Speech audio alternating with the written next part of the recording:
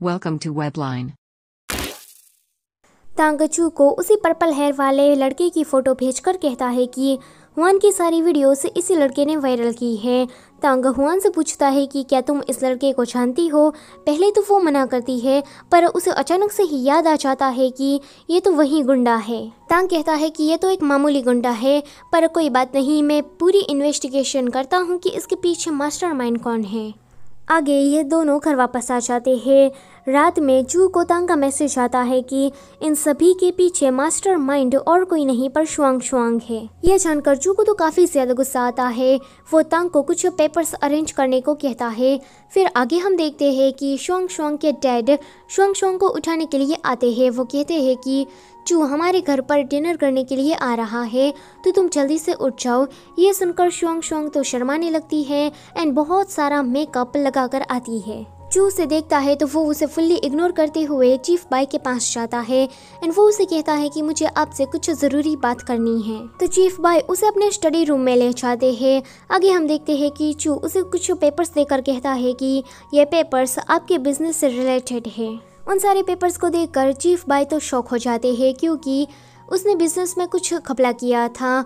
चू उसे कहता है कि अच्छा है कि मैंने इन सारे पेपर्स को जुआंग फैमिली को नहीं दिया, वरना आपको तो पता ही है ना कि क्या होता।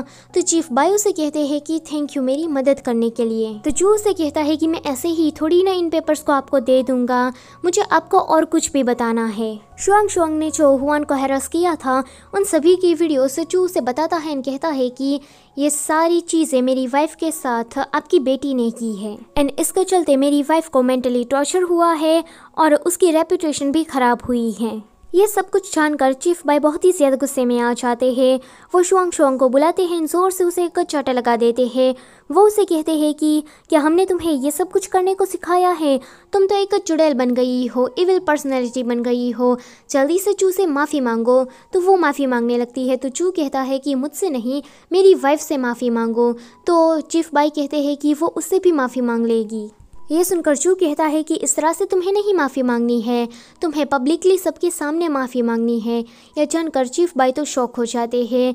चू कहता है कि क्यों, मुश्किल हो रहा है? तो वो कहता है कि इस बारे में हम बाद में बात कर लेंगे। फिर अगले दिन का सीन हम देखते हैं। दोनों ही फैमिलीज वहाँ पर बैठी हुई थी। चीफ बाई चू से कह रहे थे कि जल्दी से इसे माफ़ी मांगो।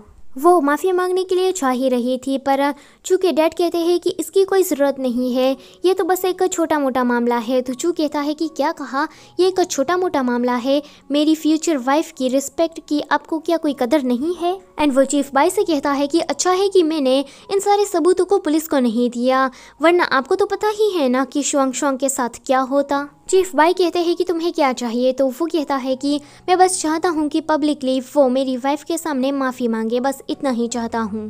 तो चू के डैड कहते हैं कि तुम चुप रहो, इस तरह से तो शुआंग की रेपुटेशन खराब हो जाएगी सबके सामने, तुम थोड़ा अनरीजनेबल हो रहे हो।